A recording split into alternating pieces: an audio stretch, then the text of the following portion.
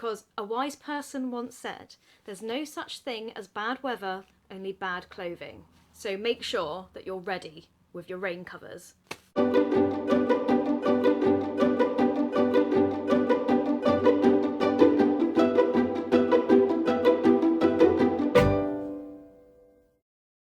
Hi everyone and welcome to another video. Thanks for joining me today. So I thought it would be cool to do a what's in my bag for when I go on nature excursions and go looking for wildlife and stuff. So if you're interested, keep watching, and if you enjoy our content, please make sure to subscribe because it really helps us to grow and to spread the message of conservation and wildlife and nature and all those good things. So without further ado, let's look inside my backpack.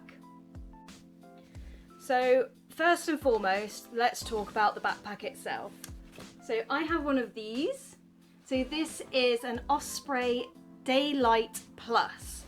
And I'd always kind of gone for cheaper rucksacks. I've always been a rucksack kind of girl because I have like shoulder pain and stuff and I spend a lot of time outdoors and it's just easier than carrying a handbag. And obviously you can fit a lot more in it. So I used to just kind of go for Mountain Warehouse and like cheap options. But I decided to treat myself and to indulge and get myself a decent high quality backpack by a good company. So I decided I wanted an Osprey and I managed to get this one on Amazon for a lot cheaper than on the actual Osprey website.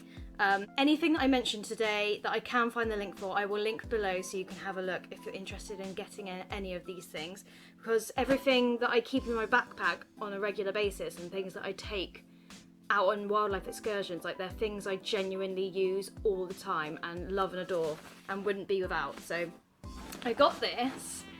I mean, I just wanted something for day trekking really and just like little day excursions, but this thing's ideal. It's just big enough to kind of fit what you need in it, basically a jumper. I'll show you what's in it obviously, but it's just got so many cool compartments and it's just really nifty. The only thing I don't like so much is these, because it holds the whole bag together so you can't access the big compartment that easily. But I never keep anything in this pocket here that's valuable, so I could leave these undone if I wanted to, but anyway. So I got this bag and I absolutely love it. You can get it in loads of different colours, but this is teal because it's one of my favourite colours. I don't know if you've noticed, but I love blue. But I also, when I bought this bag, I've just got to show you this. This is really cool. Steph's got one of these as well, and she's had hers a lot longer than me. And I was looking at the specs for it, and I was like, apparently it's got a whistle. She was like, what? Mine hasn't got a whistle. And then when I got mine, I picked it straight up and saw this. It's got a whistle, so if you go missing or you lose your friends when you're trekking, you can blow your whistle and they can find you.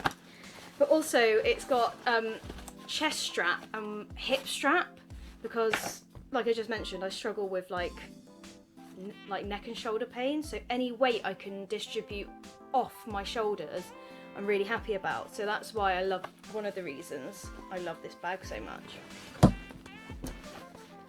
But one of the things I bought at the same time as this bag is something I genuinely don't think I could live without. So here it is. I decided, after many years of like speculating whether to get one or not, decided to get myself one of these. So some people call them camel packs, but basically it's a water bladder and it slots perfectly into this hydro slot at the back of the bag, and it clips in so that it doesn't move around, and you basically carry this water around on your back, and it's so good. This one's an Osprey one. I think it was about £20 and it's 2 litres. So we should be drinking 3 litres of water a day. So if you're out for an all-day trip, as long as you drink a litre before or after you get back and you finish this while you're out, you've got your whole daily water. But the thing that I love most about this is it's evenly distributed in the bag on your back, because I don't know about you, but I hate it when you put a bottle of water in your bag and it makes the distribution feel off, because I actually get quite anxious if I go anywhere without a water supply. I always take a bottle of water everywhere I go, if not this. I always opt for this now just because it's so much more comfortable to carry, and there's a straw, so when it's on your back, so just imagine that's on my back, and then like this comes around and you just suck on it whenever you want. And it's got a little magnet which I have also connected to the bag, and it clips on your chest, so it's always at hand. So you've probably seen in all of our Nature Diaries videos that there's like this weird tube around my neck, but that's because I genuinely can't go anywhere without this now. It's the best thing ever, and I think it would be really good for like obviously hiking, trekking, if you're out on a long day of data collection, even uni, like in your backpack, it's easy to access and there's no like noisy rattling when you're opening bottles and things. So if you want a Hydra pack, I would highly encourage you to get one because they are amazing. So let's actually look inside the bag. What do I take with me on a nature excursion? And I've got to say that most of the stuff in here lives in here. Like, I never take it out. But there's also some things here, like this is like a summer edition because it's July and it's hot, and I'm not going to really have like wintry things in here. But there are a few things that kind of I take with me anyway because of the things that I get up to. So let's make a start. So in this really cute little top pocket, this is just like a little mini pocket, I always keep a hair scrunchie because I've got long hair, and when I'm out and it's sweaty and it's hot and I just want it out of the way, I always have a scrunchie on hand. I always take a notepad everywhere I go, like just in case I have good ideas or like inspiration or just want to write things down. I've got this really cute, I got this from WH Smith's actually, and it's made of cork. So it's 100% biodegradable, and the paper inside is lined and it is recycled, so it's a really nifty little notebook to have, and it doesn't weigh anything. So I like to have this on me, and obviously a pen, because you can't write things down without a pen. But you never know, if you're ever going to get lost in the wild, you could use this as kindling as well. So I always keep a torch in my bag these days. This one's called Hyper Tough. I have no idea where I got this. I didn't buy it that long ago actually. I've only had it for about a year. But this is ideal because when we do bat surveys and stuff, if we've been in the woods, like woods get darker like quicker than everywhere else. So it's good to have a light source, and you can't always rely on your phone. Like your phone might run out of battery. I use my phone all the time for vlogging and making videos and stuff. So if I don't take an alternative source of light, then I could be a bit stuck in the dark, some might say.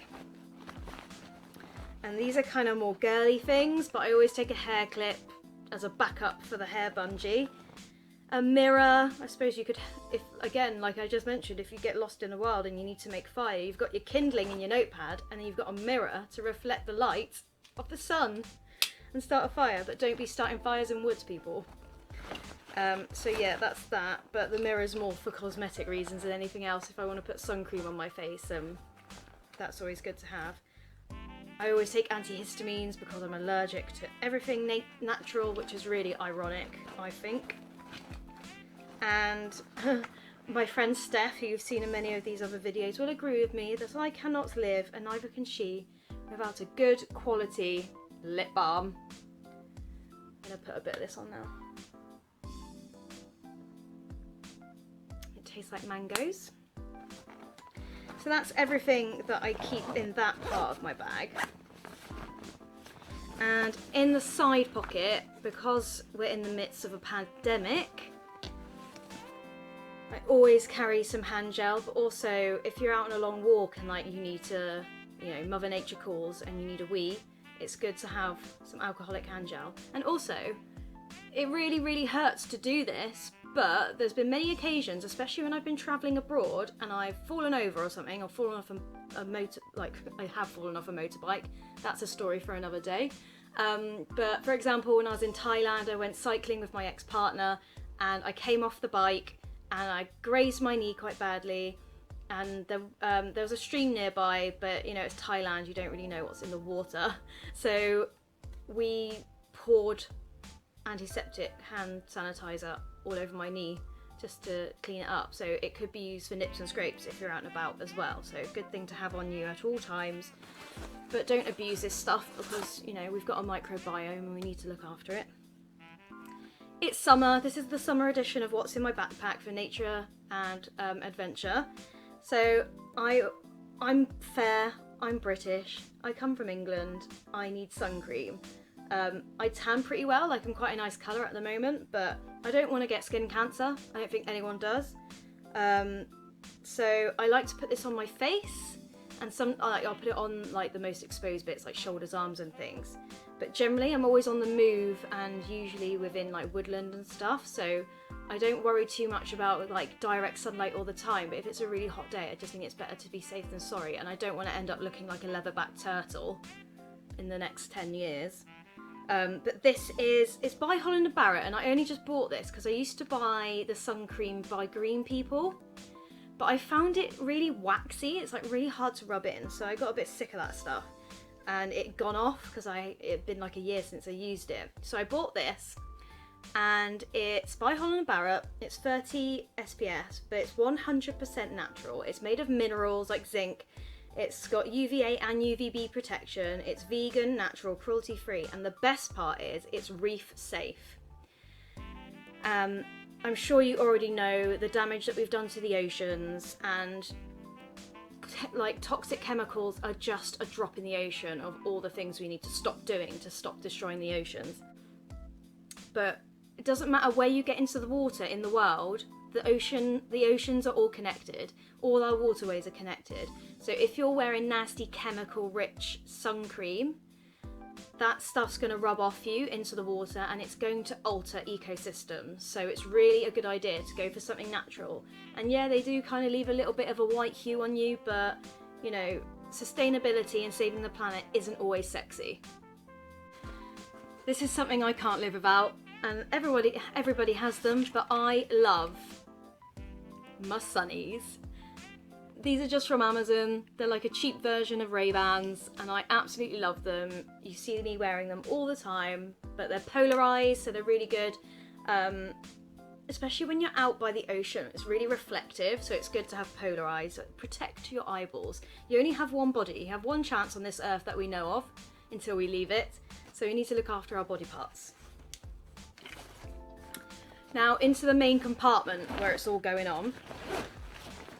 I always I wear my sunglasses, and I don't like wearing both of these at the same time because it's uncomfortable. So if I'm not wearing my sunglasses, I am wearing a cap.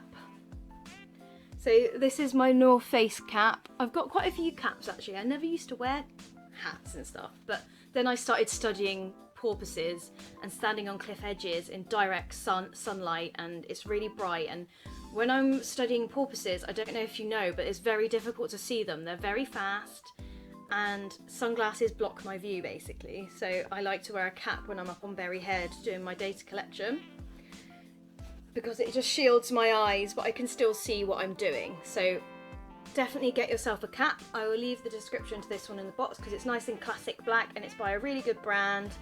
And it's just high quality. I just really like this one. So it doesn't matter whether it's summer or not.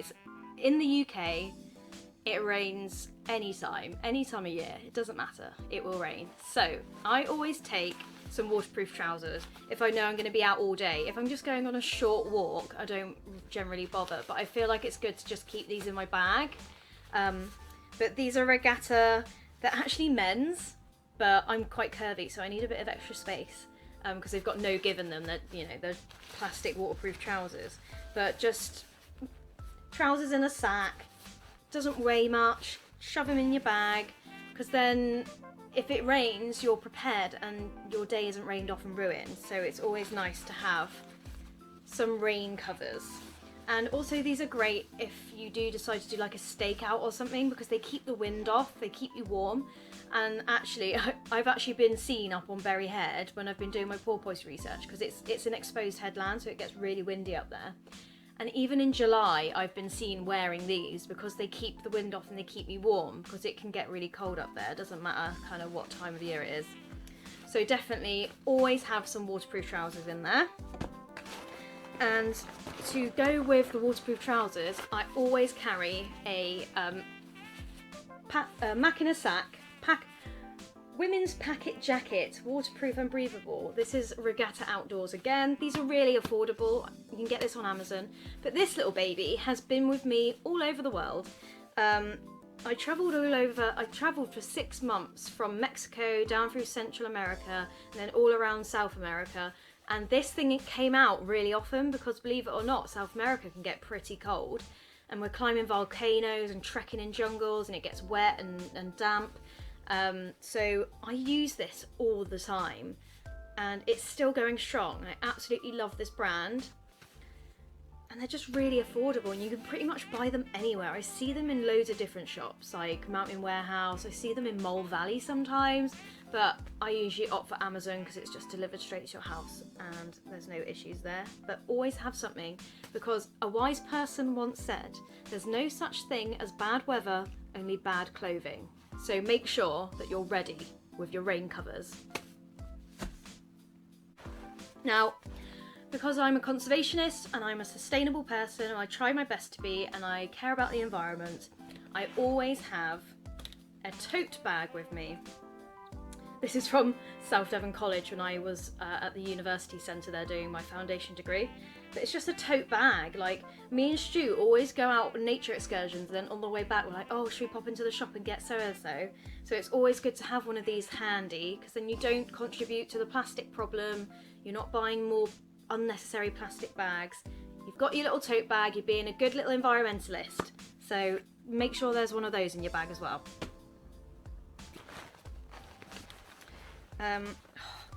I love this thing so much. So it may not look like much, but this is by Bambao, or Bambao I think it's pronounced. I'll spell it around here somewhere because I'm not sure how to pronounce it. But this is my bamboo cutlery set. Absolutely love this thing. So I don't know about you, but I love eating and I like to take a lunchbox with me when I go out on a long day's nature excursions. And I'm not really into sandwiches. I usually take like salad and things because I am vegan, I'm plant-based, for the environment, for the animals, for my health. So I like to take like a salad or you know, quinoa or something. So I like to have knife and fork and things. But these are great because they're sustainable bamboo. They're in a lovely little, I think this is made of cotton and canvas. So it's a nice little bag. It rolls up neat and you've got your knife, your fork, your spoon and a bamboo straw. Don't really use the bamboo straw so often, but I suppose it's good to have. My leg's gone dead.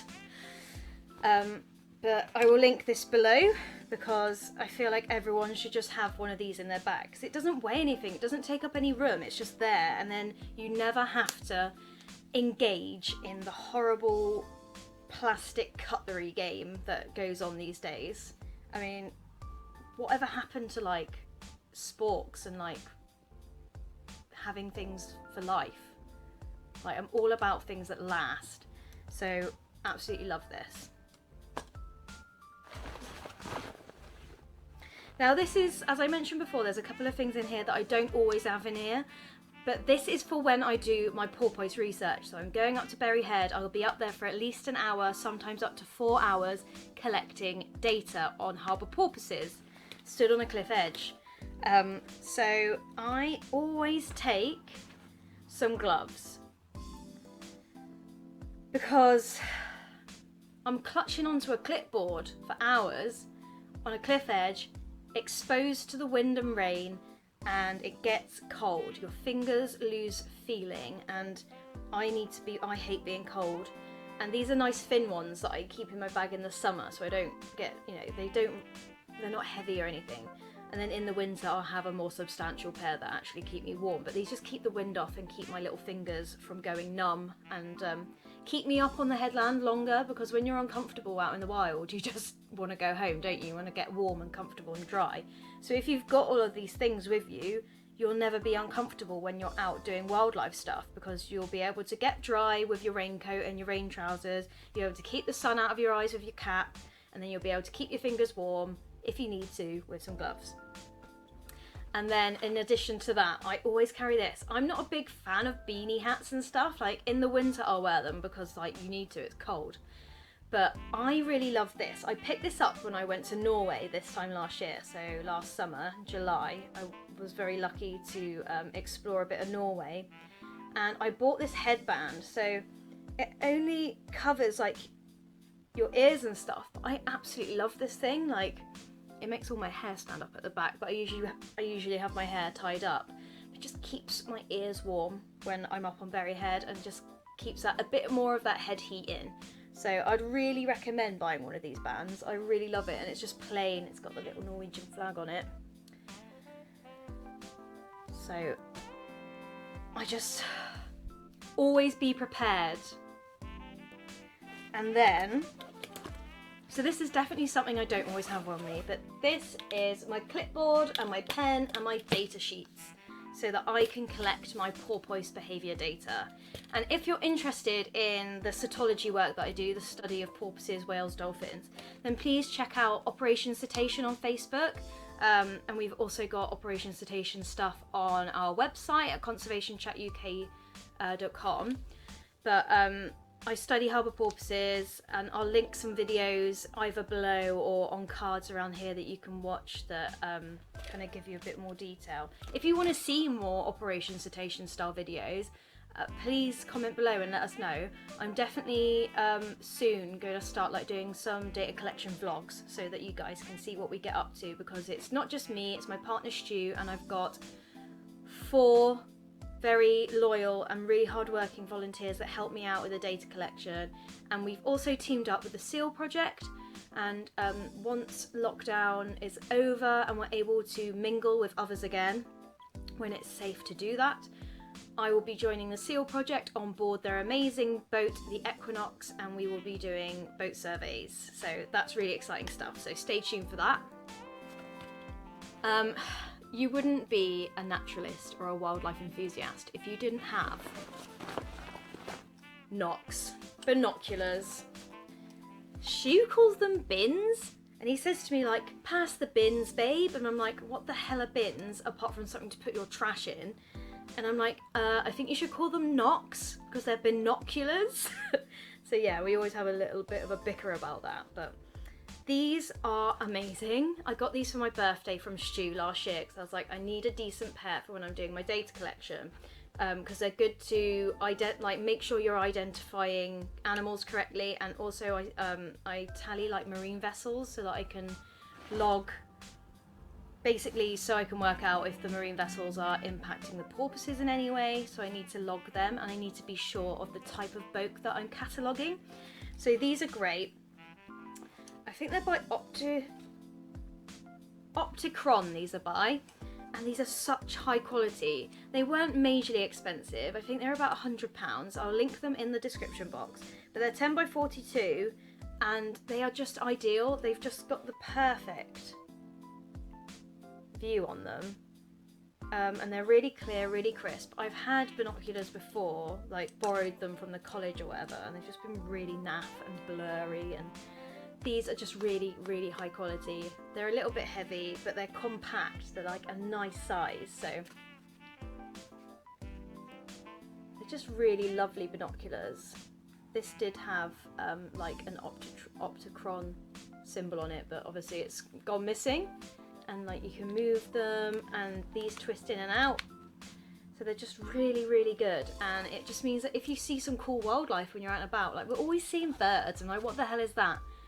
And you can just identify things using these, and you can get close to wildlife without getting physically close. And that's one of the things I'm a real advocate for, because something I see a lot with my porpoise research is I see people disturbing them because they want to get close and they want to see them, but they do it physically rather than using the amazing equipment that we have these days, like cameras and like binoculars. So do wildlife a favour, take your binoculars and reduce the amount of disturbance you're going to be inflicting upon them. This is for the ladies out there who are sick of squatting in bushes. This is my Green Life Company female urinary device. Now, I invested in one of these in 2015 before I went on my long trip in South America. And I used to have a Wiz. I will link both of them below because they're both great. They're different and like they do the same thing, they're just slightly different. So it depends what you're after really.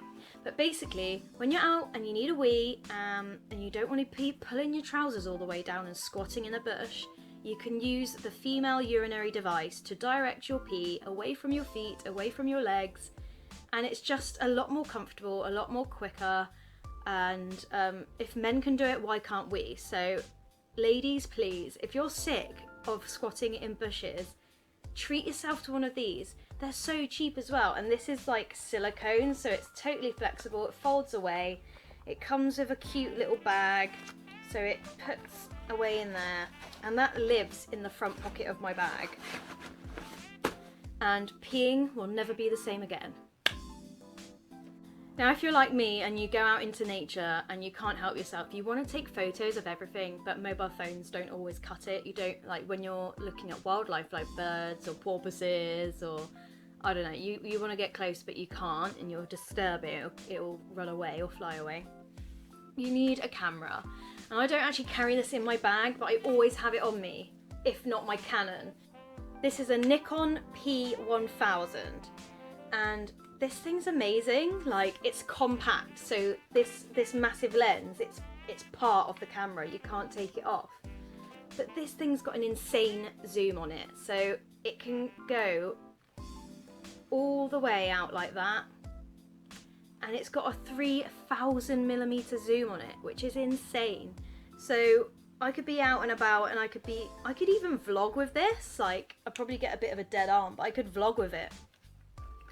And also do some wildlife photography, which is really cool, and it's got loads of cool settings. I'm not going to go into it now, but one of the things I really like about it is it's got this viewfinder, so you can flip that round, and it's just a really nifty bit of kit, and I'm really enjoying getting to know how to play with this and how to use it, and just being able to take photos of wildlife that's far away without having to lug around really heavy lenses all the time, because I've got a Canon as well, a Canon EOS 2000D and a 600mm Sigma lens with it, and I use that for my porpoise dorsal fin ID system. But it's heavy as hell, and if you just want to go out for a walk but you don't want to miss out on any wildlife, then you don't want to be lugging all that equipment around with you really. So something like this, compact but powerful, is ideal for your nature excursions and adventures. So that is everything that I keep in my bag. It might differ slightly depending on what I'm up to, but generally that's all the key stuff that I keep in my bag for nature adventures, walking, nature diaries, all that cool stuff, data collection, whatever. So if you liked or are interested in any of these items, I will link everything that I can in the box below. I'd really love to know what it is that you cannot live without and always keep in your day bag, so please comment below. That's it from me. Please make sure to subscribe. We really appreciate every single one of you and love you all dearly, and thank you so much for following us with our journey to conservation, wildlife, sustainability, nature, all the good stuff, and we'll see you in the next video. Thanks for watching.